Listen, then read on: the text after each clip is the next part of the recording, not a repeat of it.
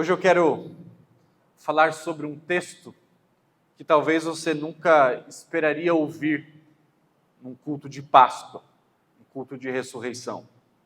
Mas eu escolhi esse texto para nós porque, antes de tudo, a ressurreição para os crentes precisa ser um fato. Na verdade, o fato mais importante de todos. Sem esse fato não haveria cristianismo. E todos nós estamos apenas perdendo tempo. Eu estou dizendo isso porque há uns séculos atrás surgiu uma espécie de doutrina por conta do racionalismo, por conta de todas as coisas terem que passar pelo crivo da razão. Começaram a ler a Bíblia de um jeito não sobrenatural. Tentaram tirar todos os milagres da Bíblia e a ressurreição não passou ilesa. Tentaram dizer que, na verdade, quando os discípulos disseram que Jesus ressuscitou, o que estava acontecendo ali é que Jesus estava ressuscitando no coração dos discípulos. Que após Jesus morrer e os discípulos começarem a pregar em Atos, Jesus estava ressuscitando na mensagem da pregação dos apóstolos. Porque eles estavam dessobrenaturalizando a Bíblia. Na verdade, Jesus não ressuscitou de fato, porque isso seria impossível. A nossa razão não pode explicar isso. Jesus ressuscitou no coração. Mas se Jesus só ressuscitou no coração, é vã a nossa fé. Paulo diz que a gente está perdendo tempo. O cristianismo desfarela-se se Jesus ressuscitou apenas no coração ou na nossa pregação. O que nós defendemos não é uma ideia, o que nós defendemos é um fato, um evento histórico, real. Eu vi um vídeo há umas semanas atrás de um apologeta, alguém que defende a fé muçulmana. Esse apologeta ele não tinha uma tarefa fácil pela frente. Ele disse para o público que estava ouvindo que ele precisava provar que Jesus nunca ressuscitou. Mas ele diz, eu sei que eu nunca vou convencer um cristão disso. Então eu vou provar pela própria Bíblia que Jesus não ressuscitou. E aí eu fiquei muito curioso. Falei, olha, tem uma tarefa difícil. Ele já começa mal. Ele começa dizendo que não existe nenhum versículo na Bíblia, nos 4 evangelhos, que diz que Jesus ressuscitou. Eu falei, meu Deus. Ninguém naquele público tinha uma Bíblia na mão.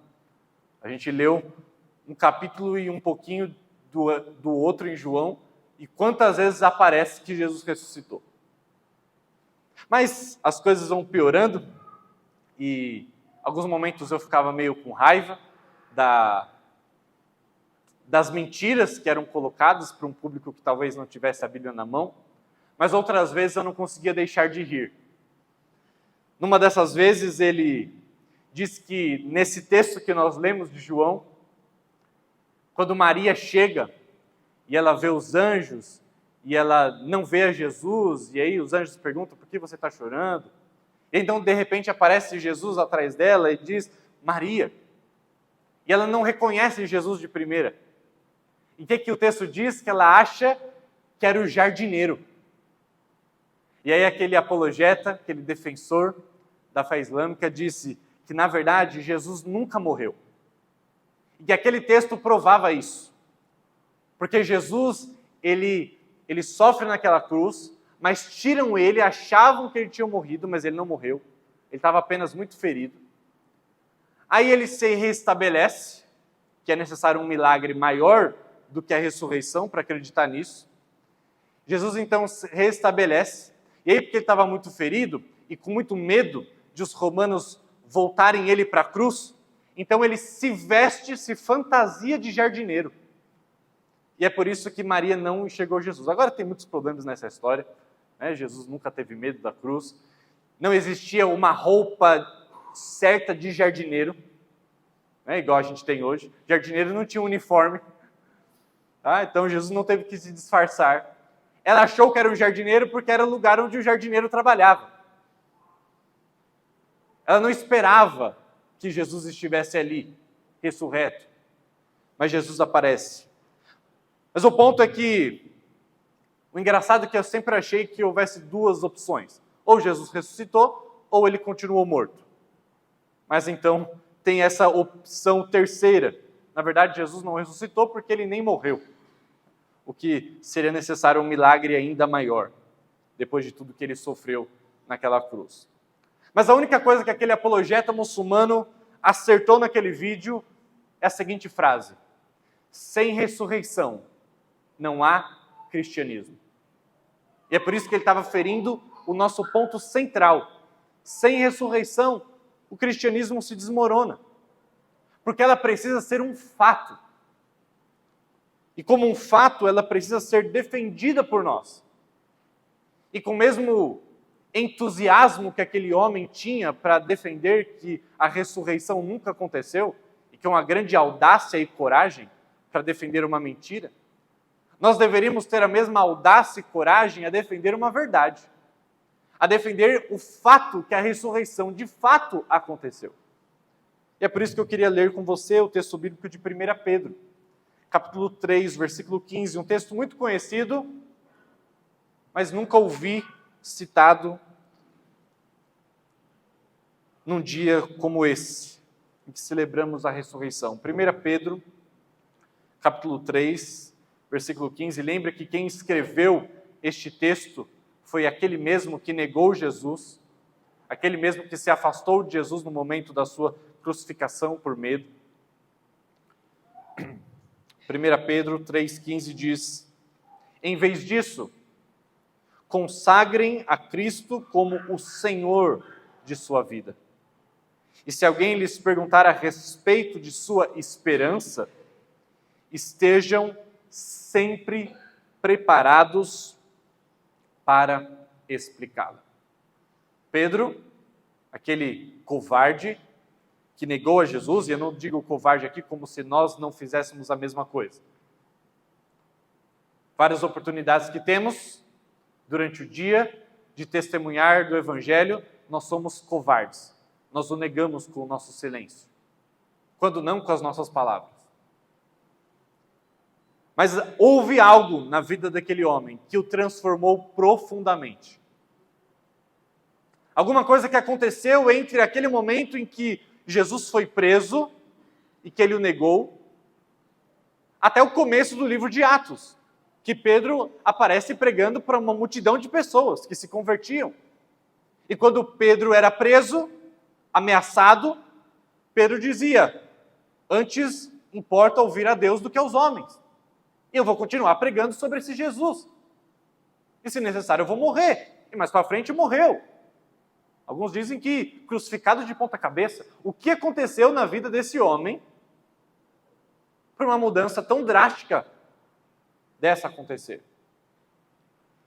E aqui, na sua carta, ele diz que nós devemos estar preparados para responder à razão, para darmos as evidências da esperança que é em nós. Não é uma esperança no sentido de, eu gostaria muito, eu esperaria muito que Jesus... Não. É para dar as provas, é para dar as evidências, é para dar as razões do porquê a nossa esperança está depositada em um sólido fundamento. A nossa esperança não se limita apenas a essa vida. Cremos na ressurreição dos justos e por causa da ressurreição do justo. Se algum diácono puder fechar aquela porta, porque está complicado aqui. Obrigado, filho. Jesus não permaneceu morto, ele venceu a morte. Para desespero... pode deixar a porta aberta, o problema é ali em cima. Para desespero daquilo que C.S. Lewis escreve na sua história fictícia, O Leão, a Feiticeira e o Guarda-Roupa, para desespero da feiticeira branca, Aslan, o leão, representado ali, representando Jesus, sabia de uma magia mais profunda. Na história de C.S. Lewis, a feiticeira branca, ela estratagema uma situação para que então ela pudesse acabar com um dos meninos que havia traído ali. E então Aslan, representando Cristo, vai dar sua vida no lugar daquele traidor. E aí a história mostra, o filme ou o livro, essa feiticeira branca achando que tinha conquistado então, que agora ela tinha todo o poder sobre Nárnia, porque ela havia matado Aslan, o leão. E então de repente Aslan diz que ele sabia uma magia mais profunda do que ela sabia. Que quando alguém morresse naquela pedra, na mesa de pedra, por uma traição que não cometeu, a pedra se racharia ao meio. E aquele que morreu voltaria à vida. Foi exatamente isso que aconteceu na crucificação, na ressurreição. Jesus morreu como nosso substituto e saiu vitorioso daquela tumba ao terceiro dia, mostrando a sua vitória sobre o nosso maior inimigo. Fazendo isso, ele nos deu um fato para nos agarrarmos. Ele nos deu um fato para nós demonstrarmos. Todos precisam dar alguma explicação sobre a ressurreição. É o acontecimento mais importante de toda a história. Mas por quê? Talvez você se pergunte. Porque outros ressuscitaram, a Bíblia diz, antes e depois da ressurreição de Jesus. Por que só a ressurreição de Jesus é o fato mais importante de toda a história? Por que ninguém está comemorando aqui em algum dia do ano a ressurreição de Lázaro? Ou de outros que foram ressuscitados na morte de Cristo? O Evangelho diz isso. Mas ninguém antes ou depois de Jesus ressuscitou, afirmando que era o próprio Deus e que estava perdoando pecados. Ninguém fez isso antes, ninguém fez isso depois. Ninguém anunciou previamente a sua ressurreição. Ninguém disse quantos dias permaneceria morto. Ninguém apareceu para tantas pessoas. Ninguém afirmava ser o próprio Deus. E se você tem certeza de que Jesus ressuscitou, então por que você não está proclamando isso aos quatro cantos do mundo? Por que você grita pela janela quando o seu time faz o gol que te leva ao campeonato? Mas você não proclama da mesma maneira, com o mesmo ímpeto, o fato da ressurreição? Será que talvez nós não acreditamos tanto assim? Será que talvez começamos a acreditar de que Jesus tenha ressuscitado apenas nos nossos corações?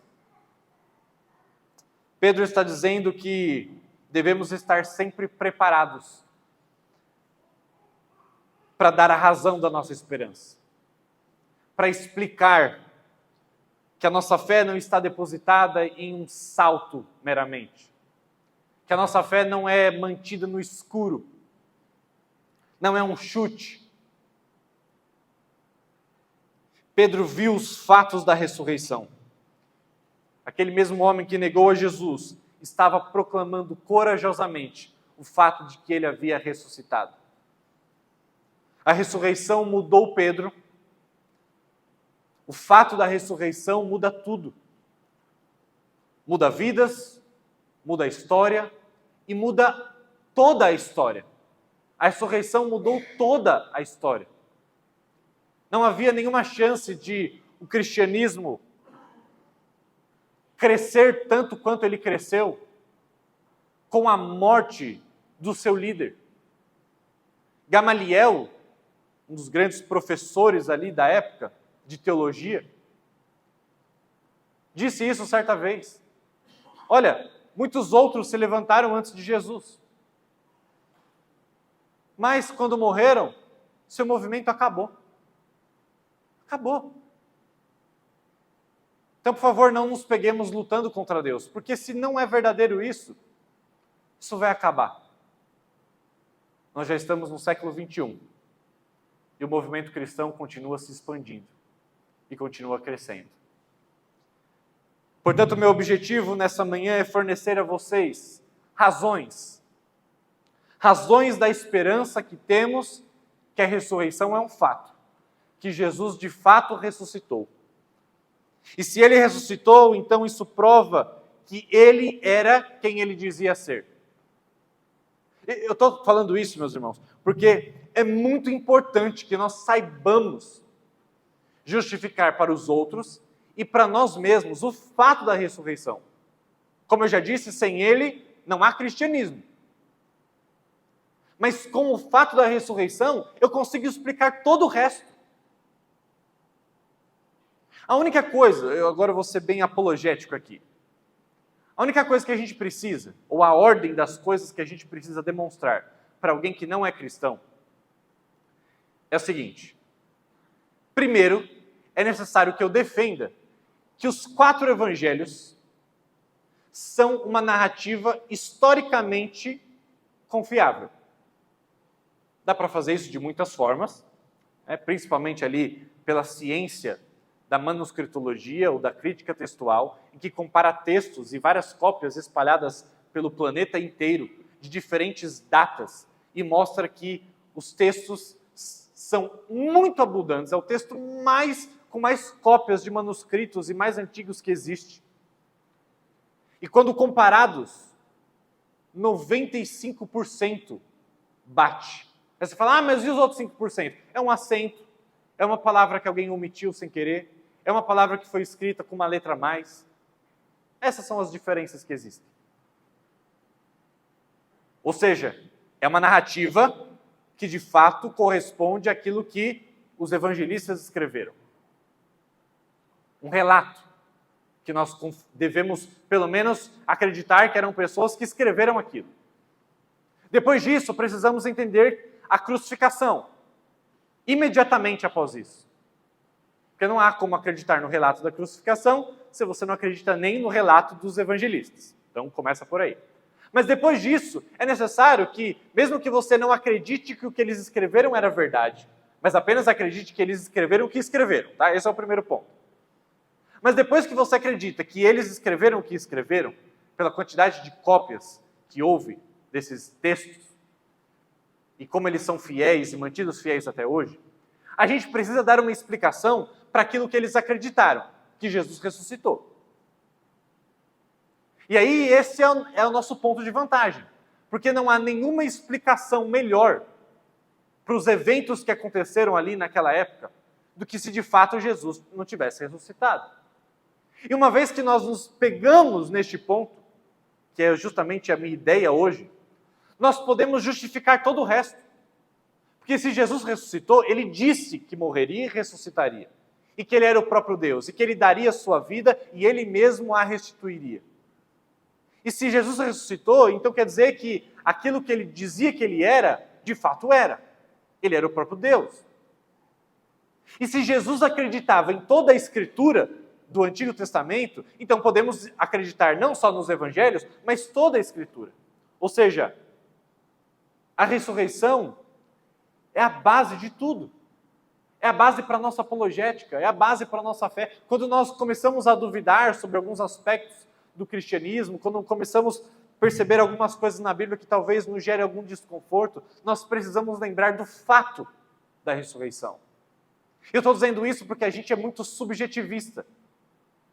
Diante de algumas confrontações, diante de algumas dúvidas, diante de alguns embates, a gente, em primeiro lugar, a gente tenta olhar para os nossos sentimentos, para o nosso coração, talvez para alguma experiência cristã que a gente tenha tido, para algum culto em que a música te tocou. Mas nos momentos em que a nossa fé é abalada, nos momentos em que nós somos chamados a responder e dar a razão da nossa esperança, nós não devemos nos apegar nesses sentimentos, nessas experiências, e sim em um fato. Um fato que até hoje não deram melhores explicações do que a ressurreição de Jesus. Por isso, essa manhã eu vou falar de 3 evidências. Eu sei que tem muitas evidências da ressurreição. E aí o que eu tentei fazer para essa mensagem é categorizar essas evidências e acoplá-las em grupos maiores. Eu separei em 3 grupos. Tá? Todas as evidências que são abundantes, e eu não vou ter tempo de falar sobre todas elas, mas eu dividi pelo menos as principais em 3 grupos de evidências. A primeira evidência, na verdade, são 2 juntas. Mas precisam estar juntas, é o que eu vou mostrar agora.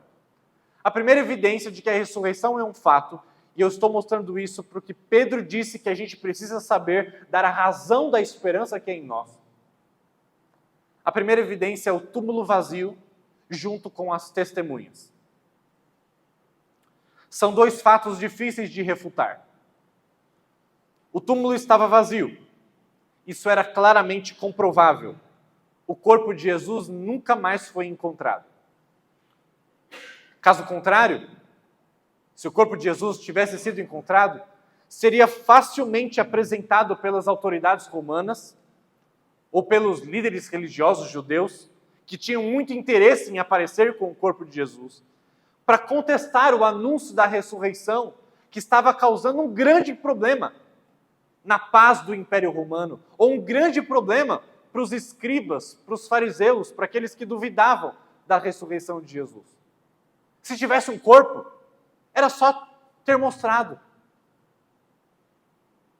Quem estava no controle dos relatos não eram os judeus, eram os romanos. Seria muito mais fácil. Mas talvez você se pergunte, não tinha corpo porque ele foi roubado. Muitos levantaram essa hipótese na história. A pergunta que a gente deve voltar é: como alguém poderia ter roubado o corpo do Império Romano, que já previamente tinha se preocupado com isso? Como os judeuzinhos na Palestina, dominados por um grande Império Romano, poderiam chegar diante daquela tumba, tirar aquela pedra, acabar com os soldados romanos e roubar um corpo que era do maior interesse de Roma que não fosse roubado, que era do maior interesse dos líderes religiosos judeus da época que ninguém mexesse no corpo. Inclusive, eles se prepararam para isso. Eles foram alertados, eles alertaram as autoridades: olha, cuidado com os judeus que eles vão roubar esse corpo, porque Jesus tinha dito que ele ia ressuscitar. Ou seja, os romanos estavam preparados para não permitir que aquilo acontecesse. Mas do lado dos judeus, isso era um absurdo. Porque quem acreditava no Messias, quem acreditava que Jesus ia ressuscitar, não precisava roubar corpo nenhum. Roubar corpo significaria que eles estavam achando que o que Jesus disse era uma mentira. Mas, na verdade, nem os discípulos de Jesus estavam esperando que Jesus ressuscitasse. Logo, para que eles roubariam o corpo?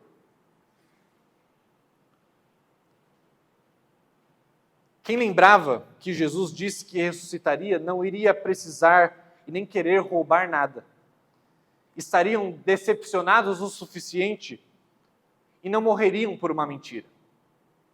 Por isso, a explicação de que roubaram o corpo não é muito plausível historicamente. Mas não só isso. Se apenas tivesse um túmulo vazio, alguém ainda sempre poderia pensar ou dizer: roubaram, ainda que não seja muito plausível. Mas não foi só isso. Por isso que eu coloquei as duas coisas em uma evidência só. O túmulo vazio precisa ser acompanhado das aparições de Jesus. Porque só uma ausência de corpo não significa nada. Mas se tiver uma ausência de corpo com as testemunhas que viram o Jesus ressurreto, e ele não apareceu para poucas, aí temos alguma coisa. Se tivessem só testemunhas, mas se você fosse para a tumba e o corpo estivesse lá, nada importaria as testemunhas. Se você tivesse só a tumba, o túmulo vazio, mas não tivesse nenhuma testemunha, isso não prova nada. Mas as duas coisas juntas, nós temos um argumento. Jesus apareceu para muitas pessoas e não apenas para os seus amigos. Seus amigos, na verdade, e a Bíblia não faz questão de esconder isso, talvez seriam os mais céticos sobre a ressurreição de Jesus. Mas a Bíblia diz que mais de 500 pessoas que continuaram vivas ainda até a época do apóstolo Paulo escrever 1 Coríntios, que no capítulo 15 ele diz que existem muitos que estão vivos até hoje e podem ser consultados a respeito do que viram. Pessoas que ainda estavam vivas 20 anos depois e que poderiam ser procuradas. Se tivéssemos apenas o túmulo vazio, poderíamos afirmar que o corpo foi roubado. Se tivéssemos apenas os testemunhos, poderíamos dizer que eles foram inventados. Mas juntos, eles fornecem uma forte evidência para o que de fato aconteceu. Se você quer descartar a ressurreição, se você tem amigos ou familiares que querem descartar a ressurreição, mostre para eles que eles têm um desafio enorme. Encontrar uma explicação alternativa, historicamente confiável e plausível, para esses dois fatos juntos. O túmulo vazio e a multidão de testemunhas que afirmavam ter visto e caminhado com Jesus. Então, a primeira evidência para que nós consigamos dar a razão da nossa esperança é o túmulo vazio e as testemunhas. A segunda evidência é a implausibilidade de o relato daquelas testemunhas terem sido inventado. Qualquer historiador do primeiro século deveria reconhecer que, independente do que os primeiros cristãos estavam esperando, orando ou desejando, que eles não estavam esperando aquilo que aconteceu. Mesmo aqueles a quem Jesus disse que ele precisava ressuscitar, não estavam esperando isso. Os fariseus, que duvidavam de Jesus, estavam mais alertas sobre a possibilidade da ressurreição de Jesus do que os seus discípulos. Um judeu não estava mais preparado para receber a ressurreição como um fato do que a nossa época racionalista estaria. A gente costuma achar, que os povos antigos eram mais burros, que eram mais preparados para acreditar em qualquer coisa. Isso demonstra uma soberba geracional. Os povos antigos não estavam mais preparados para acreditar em qualquer coisa do que nós estamos. Haja visto um monte de bobagem que a gente acredita por aí hoje em dia. Mas os judeus, naquela época, não estavam de nenhuma maneira preparados, nem teologicamente, para esperar uma ressurreição individual de alguém assim. Eles esperavam, sim, alguns, uma ressurreição no final dos tempos, coletiva, onde todo mundo voltaria à vida, mas não de um homem que, de repente, ressurgiria ao terceiro dia. Ninguém estava preparado para isso. Algo aconteceu, algo que eles não esperavam, e em torno do qual eles precisaram reconstruir as suas vidas. Algo tão milagroso aconteceu que eles precisaram reconstruir as suas vidas a partir daquele evento. E só o evento da ressurreição poderia ter sido suficiente para isso. A ressurreição não poderia ter sido um mito inventado pela comunidade cristã antiga, porque a ideia de um Messias morrendo e ressuscitando corporeamente era plenamente inesperada pela teologia judaica. Por isso ela não poderia ter sido fabricada ou inventada naquela situação. Houve uma mudança inegável na compreensão judaica sobre a ressurreição. Antes de Jesus, ninguém acreditava que aquele evento aconteceria antes do fim dos tempos. No entanto, os seguidores de Jesus começaram imediatamente a proclamar que a ressurreição já havia acontecido. Uma mudança drástica na sua teologia.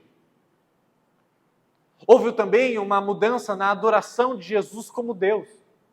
Até aqui, as pessoas, mesmo que diziam que Jesus era o Messias, ainda tinham muita dificuldade de compreender Jesus como Deus. Ainda achavam que Jesus seria um grande líder militar, ainda achavam que Jesus seria um grande rei, ainda achavam que Jesus seria um grande profeta. Mas ninguém tinha a ousadia de dizer que Jesus era o próprio Deus ainda. Mas, de repente, após esse evento da ressurreição, todo mundo começou a proclamar Jesus com grande facilidade como o próprio Deus. De novo, isso não cabia numa teologia judaica. Até esse ponto, não havia uma compreensão da Trindade, não havia uma compreensão da plena divindade de Jesus difundida. Mas, de repente, houve algo tão grande e manifesto, que a partir dali, todos inegavelmente reconheciam a divindade de Jesus. Além disso, as pessoas dessa época, ou de qualquer época, que fossem inventar uma lenda, uma história sobre a ressurreição de alguém, teria se baseado nas lendas de que pessoas retornaram dos mortos, ou com uma figura celestial, com um anjo, com brilho. Existiam relatos assim anteriormente. Sempre parecia alguém com um brilho, como se fosse um anjo, alguma coisa espetacular. Ou quase como um zumbi, alguém se arrastando assim. No entanto, a descrição de um Jesus ressurreto nos evangelhos é de alguém completamente comum. Um ser humano entre seres humanos, a Bíblia diz. Mas além disso, argumenta-se que o corpo ressuscitado de Jesus era também diferente. Porque isso fez com que Maria e outros discípulos não reconhecessem Jesus imediatamente. Inclusive, o Evangelho de Lucas conta a história que Jesus ressurreto andou com 2 discípulos no caminho de Emaús e teve grandes conversas com aqueles discípulos e eles não reconheceram até que Jesus, diante da mesa, partiu o pão. Assim, é improvável que essas características do Cristo ressurreto fossem fabricadas. Ninguém poderia ter inventado algo assim. É implausível que as pessoas tenham inventado esse relato. Somado a tudo isso, ainda tem que, como uma mentira dessa, poderia ter durado por tantos e tantos anos. Como uma religião fundada numa mentira como essa, poderia ter se espalhado tão rapidamente diante das perseguições. De maneira ainda mais interessante, se isso fosse uma mentira, se isso fosse uma história fabricada, por que raios um judeu naquela época, que conhecia a lei, que conhecia os costumes e a sua cultura, e que sabia que o contexto ali para as mulheres naquela época não era nada fácil, que os judeus, não promovidos isso pela Bíblia, mas os judeus oravam todos os dias agradecendo porque não nasceram um cachorro e porque não nasceram mulheres. E que as mulheres naquela época, o testemunho delas não valia, não era válido, somente o dos homens. Agora pensa você querendo fundar uma religião, querendo inventar uma história para que todos acreditassem, então você escreve que as primeiras pessoas que viram Jesus ressurreto eram mulheres. Eu acho que vendo tudo isso, querendo relatar esse fato, talvez eu pensaria, eu acredito que Jesus ressuscitou. As mulheres são minhas irmãs, minhas amigas, eu sei que elas viram que é certo, mas caramba, se eu falar isso ninguém vai acreditar. As primeiras foram mulheres? Não, assim eu não vou mentir, mas vamos omitir esse fato. Porque não valeria. Seria um empecilho para as pessoas acreditarem. Um judeu jamais inventaria um absurdo desse. Mas está lá. Talvez eles pensassem, olha, vai ser meio difícil, mas Jesus quis aparecer para elas primeiro, então vamos colocar. Seja o que Deus quiser. Não faria sentido inventar uma história dessa naquele contexto. Mas em terceiro lugar, encerrando o grupo das evidências, somando-se ao túmulo vazio, mais as testemunhas, somando-se ao fato, o grupo das evidências de que era implausível que aquela história tivesse sido inventada, por vários motivos, eu citei apenas alguns deles. Mas em terceiro lugar, podemos testificar os fatos, as evidências da ressurreição, por conta das consequências da ressurreição. A mudança drástica na vida dos discípulos só se explica por um evento tão avassalador quanto a ressurreição. Os medrosos se tornaram corajosos e da noite para o dia estavam prontos a morrer por aquilo. Pensa, antes eles viram Jesus caminhar sobre as águas, eles viram Jesus multiplicar pães, eles viram Jesus curar umas centenas de milhares de pessoas. Eles viram muitos milagres de Jesus, muitos. Milagres que eu e você jamais sonharíamos em ver. E mesmo com todos esses milagres, eles ainda tinham medo. Eles ainda negaram Jesus. Eles ainda fugiram. O texto bíblico diz que quando Jesus ressuscitou, eles estavam trancados em casa de medo. Nada do que Jesus fez de milagroso até aquele momento fez com que os discípulos tivessem uma transformação radical em suas vidas. E Jesus fez muita coisa. Mas teve algo que Jesus fez que impactou a vida daqueles discípulos da noite para o dia. E alguns dias depois, o livro de Atos nos fala de eles pregando corajosamente para a multidão de pessoas, sendo presos, açoitados, castigados, e cantavam. E corajosamente desafiavam as autoridades. O que aconteceu? Agora, se nenhum milagre que Jesus fez anteriormente foi suficiente, agora por que eles fariam isso diante de uma mentira? Se diante da verdade eles negaram Jesus e fugiram, agora que Jesus não ressuscitou e que eles teriam inventado uma suposta história, por que eles teriam tanta coragem para defender a mentira, se não tinham nem coragem para defender a verdade anteriormente? Não faz sentido isso. Eles não temiam a fome, eles não temiam perseguições, eles não temiam prisões, eles não temiam testemunhar aquilo que eles tinham presenciado, o maior de todos os milagres. Como disse Blaise Pascal, um filósofo francês, que dizia assim: eu acredito naquelas testemunhas cujo pescoço foi cortado. Eu acredito naquelas testemunhas cujo pescoço foi cortado. Porque uma mentira nesse mundo, ela tem sempre que servir a um propósito. Em alguma medida, nós somos beneficiados pelas mentiras que contamos. Mas quando a minha mentira levará à minha morte, eu já não estou recebendo mais nenhum benefício por ela. Por isso o Pascal dizia: eu só acredito em testemunhas que tiveram seus pescoços cortados. Porque nenhuma mentira vale a pena quando comparado com a nossa vida. Não vale a pena morrer por uma mentira. Praticamente todos os apóstolos e todos os primeiros líderes morreram por causa da fé que eles proclamavam. Fica difícil de acreditar que esse autossacrifício todo seria feito por conta de uma história inventada. É improvável que tantos estivessem dispostos a morrer por uma crença que eles sabiam ser falsa.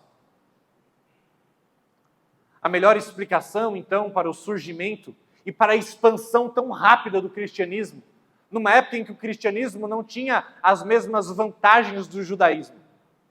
O cristianismo já nasceu como uma religião perseguida, porque eles proclamavam um rei que não era César. Eles proclamavam alguém que tinha ressuscitado dos mortos. Uma coisa muito louca, para qualquer um naquela época. E mesmo o cristianismo tendo sido perseguido desde o começo, nada cresceu tão rápido e se expandiu tão rápido quanto ele. É altamente, então, improvável que o movimento cristão pudesse ter começado e crescido sem a ressurreição de Jesus. Sem a ressurreição de Jesus, as palavras de Jesus teriam ficado para a história. Todos pensariam: olha, como os discípulos pensavam na época que Jesus apareceu para eles no caminho de Emaús. Eles falavam: olha, a gente realmente estava achando que esse Jesus era o Messias, que ele resolveria os problemas. A gente viu milagres, a gente viu os sermões dele, a gente viu tudo e parecia mesmo. Mas ele morreu e já é o terceiro dia e nada aconteceu. Os discípulos não estavam preparados para continuar com os ensinamentos de Jesus. Até que então Jesus tivesse que aparecer para eles e mostrar ali pessoalmente. Pediu para que eles colocassem o dedo nele para falar: vejam, percebam. Portanto, irmãos, temos muitas evidências. O meu esforço nessa manhã foi categorizá-las nesses 3 blocos, nesses conjuntos de evidências. O túmulo vazio junto com as testemunhas, a implausibilidade desse relato ter sido inventado e, por último, o fato de que as consequências da ressurreição foram muito grandes e nada explica consequências tão grandes se não houvesse um evento de fato maior ainda do que elas. Portanto, não basta nós cristãos, ao defendermos a nossa fé, ao proclamarmos a razão da esperança, apontarmos para sentimentos ou experiências pessoais. Porque as suas experiências pessoais não necessariamente deveriam ser replicadas para as outras pessoas. É necessário que falemos de algo fora, de razões fora de nós mesmos. E não basta ao cético, não basta ao incrédulo, meramente descartar o ensino da ressurreição, dizendo, olha, eu não acredito em milagres, simplesmente milagres não existem, porque eu nunca os vi. Simplesmente é impossível que Jesus tenha ressuscitado, não pode ter acontecido. Porque, antes de tudo, ele precisa trazer respostas para as perguntas históricas. Ele precisa responder por que o cristianismo surgiu tão repentinamente, com tamanho poder, mesmo diante da perseguição. Nenhum outro grupo de seguidores que diziam que eram Messias jamais concluiu que o seu herói morto ressuscitou dos mortos. Por que esse grupo fez? Porque só eles fizeram. Nenhum grupo dos judeus jamais adorou um ser humano como se fosse Deus, até porque isso seria muito difícil de ser provado. Nenhum grupo de judeus acreditava numa ressurreição que aconteceria agora, de um indivíduo só. O que levou esse grupo a agir assim? Como explicar centenas de testemunhas junto com o túmulo vazio? Como explicar centenas de testemunhas que viveram décadas depois e continuavam testemunhando daquele fato e morrendo por aquilo que viram? Portanto, meus irmãos, depois de todas essas evidências, depois de todas essas razões da esperança que é em nós, eu quero terminar convidando você a olhar para dentro de si mesmo. Será que vivemos como se isso fosse um fato? Ou será que nós estamos acostumados a lidar com esse assunto e começamos a acreditar que Jesus ressuscitou no nosso coração? Será que estamos dando a razão da esperança que é em nós? Será que não temos evidências suficientes para proclamarmos corajosamente como aqueles apóstolos fizeram? Mesmo que nós sejamos considerados como loucos, como crédulos demais, como pessoas dispostas a acreditar em qualquer coisa. Pessoas acreditam em relatos hoje em dia com infinitamente menos evidências do que os relatos que nós temos. Eu quero terminar citando uma música que na tradução dela para o português, numa das partes do seu refrão, a música chama Praise, depois se você quiser pesquisar. Ela diz, meu Deus está vivo, como manterei isso escondido? Meu Deus está vivo, há evidências, há provas, como então eu manterei isso escondido? É isso que Pedro diz aqui em 1 Pedro 3,15.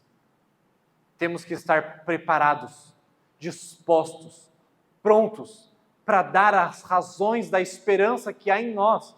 E a razão da nossa esperança começa com a ressurreição. Não basta nos alegrarmos nesse dia tão especial e tão alegre, se nós não estivermos dispostos a sair e falar. Lembra o texto que lemos em João, o que Jesus fala? Lá em João capítulo 20, o texto que nós lemos, quando Jesus apareceu, ele diz, Pai seja com vocês, assim como o Pai me enviou, eu os envio. A ressurreição tem tudo a ver com a nossa missão. E se nós nos esquecermos disso, nós incorremos em uma grave falha. A ressurreição tem tudo a ver com a nossa missão. A vida de Jesus de volta dos mortos deve ser usada para que outros mortos possam viver. Vamos orar. Senhor Deus, obrigado, Pai, porque o Senhor não pede de nós que acreditemos em algo muito difícil. Talvez em outras partes da Escritura, talvez tenhamos que exercer maior esforço. Mas quando nós somos bombardeados com tantas evidências, com um abundante relato histórico, nós podemos descansar que temos boas razões, grandes e abundantes razões, para a esperança que é em nós. Não apenas para a esperança do fato acontecido, mas pela esperança que, se Jesus ressuscitou, nós também ressuscitaremos. Que os nossos parentes que já foram, que os nossos amigos que morreram, também ressuscitarão. Mas essa ressurreição nos lembra que Jesus disse que todos ressuscitariam. Uns para a salvação, outros para a condenação. E em posse dessa verdade, Deus, nós queremos que a Tua ressurreição se torne o principal combustível da nossa missão. Que a Tua vitória sobre a morte seja a verdadeira arma em nossas mãos, para que pessoas mortas tenham vida no Seu nome.